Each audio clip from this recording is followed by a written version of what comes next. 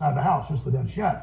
So they're waging war against civilization and society to make us poor, to put us under siege, and to cut off our energy, make the cost of living impossible, to break our old system, to bring in something even worse. And that's the Cloward and Piven strategy that the Democratic Party has adopted, and they've done the same thing in Europe. This is a plan. The central banks have unlimited money, but they can't buy all the infrastructure up because people aren't selling.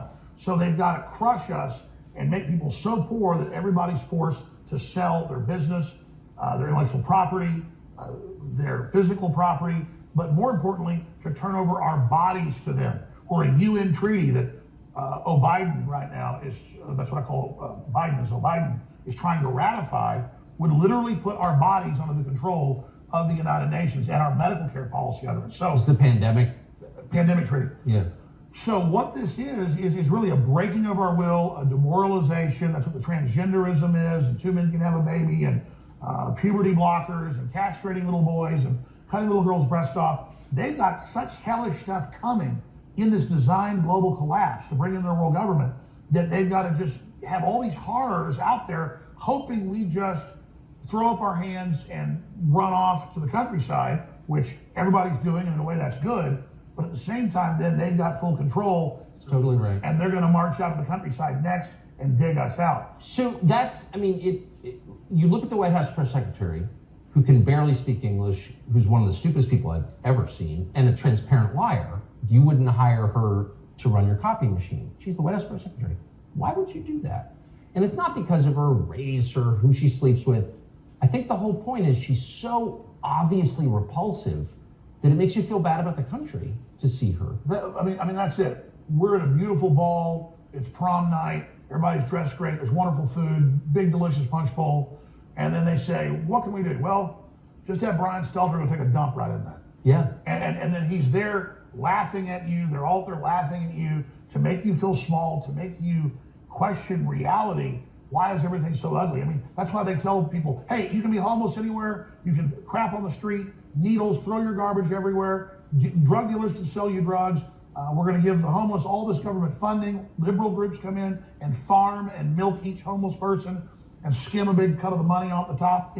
It's a crop. But then a cash crop. But then we see that and we think it's all over. There's nothing we can do to demoralize us and make us give up. And even though I'm conscious of this, even though I know this, it's still at a DNA level. I'm like, I got to go to the country. I got to get out of here. I've got to separate myself from this.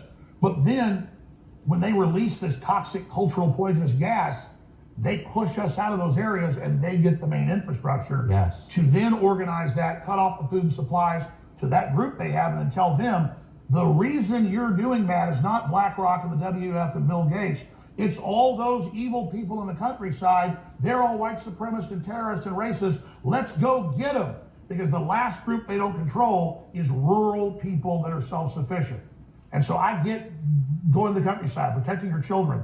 That's the holy grail. The problem is you've got to have 1 foot in each. You got to go back and fight in the city for the infrastructure, for the government. You got to give people hope while also building a backup operation with farming and ranching and self-sufficiency. So that's why the WEF and the UN are coming in Ireland and in areas of Asia and in the Netherlands and saying by 2030, 80% of your cows have got to be dead. And they just banned like 30% this year in the Netherlands. And it didn't matter people were 80% against it in polls. It didn't matter.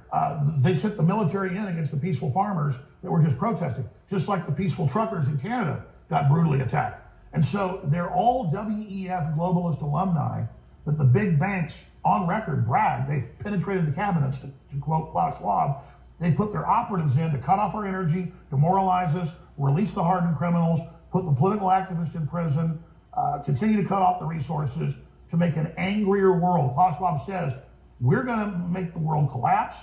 We're going to have everybody turn against each other. We're going to blame the political classes that we own and control. And then when we're done, we'll bring in our new solution. But first, they have to demolish the cultures and societies that we had before with the fentanyl, with the open borders, with the demoralization, and then they bring in their next phase, which is a high-tech, cashless society, robot, drone-controlled nightmare. More than half of the U.S. and their official UN maps that they've had for more than 25 years. They're some of my first films.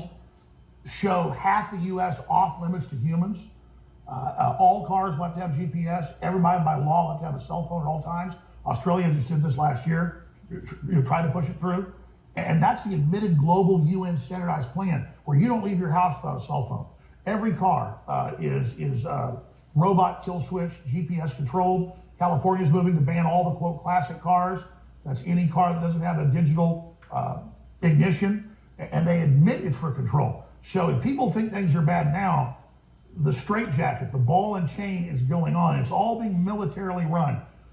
Our military is great men and women, but at the top, our military has been globalist, trained, New World Order people for at least 30, 40 years. They've got almost every general, every person under their control, and that's why it came out in the UK and Europe and also here in Canada. You pull up the headlines, Defense Department purposely scared public into lockdowns, masking, and taking inoculations. UK headline, British Ministry of Defense secretly brainwashed and terrorized public. Canada, same headline. They even let you know, oh, the military is here to do this. And now, oh, the CIA and Justice Department is there to help surveil the public to stop disinformation. And it turned out, of course, almost all that disinformation was true. Always. About everything. So we have to understand, our governments have been seized. The big corporations want to get rid of the American idea. You got 50 acres and your house and a business and a farm and you can take care of your family and you're independent. They have to destroy all that because the rest of the world aspires to that. Instead, they want 15-minute cities, central bank digital currencies. They want all of these systems that track and trace everything you do in the social credit scores. And the plan for the rest of the public, we're talking 99%, is 250 square foot coffin apartments, 5G bathing you in them, literally eating bug protein. And I told people 10 years ago they're going to push bugs on the public, so I read it in their white papers. Now it's already in grocery stores all over the U.S., all over Europe. They're putting the cricket meal into the food, very toxic. Undisclosed, yeah. It's got chitin in it. Yeah, they'll just give it a number. It's got like a code. And you ask again, why would you do that? Because it's all about breaking our will. They don't want people to aspire to open, free societies. Yeah, there's a lot of waste, there's decadence, there's issues, but there's freedom. They want to train us to live on carbon rationing, food rationing, a very dystopic world. You'll own nothing, you'll have nothing, and you'll be happy. Now, these are quotes. I have to say, I bet there are, I don't know how long into this we are, 30 minutes or something. I bet there are a lot of people watching who are thinking, holy smokes, I can't believe I'm agreeing with Alex Jones. I'm supposed to hate this guy. Like, where's the lie in what you just said? I'm not sucking up, I'm sincere. Like, I'm listening to this, and even myself, I'm thinking, I can't believe I'm nodding along to Alex Jones and being like, you're absolutely right. Like, where are you wrong? Well, I just hope people realize that we're all under the gun. So many of these leftists believe that because they go along with us, they're going to be given powerful positions in the system. This is a technocracy. There's almost no managers in this. Almost nobody has power in the system except a very small group of technocrats who happen to be transhumanist. And you said something really astute a few weeks ago in a speech you gave, and you've also talked on your show, that all of this stems from their fear and denial of death. So one of the things I find so striking about you, having watched you on and off over the years, and this must be a burden for you personally, but your ability to see people at a deeper level or to see things in them that are not obvious to the rest of us. And I want to give a specific example. So there's a guy called Brian Stelter who had the media show on CNN.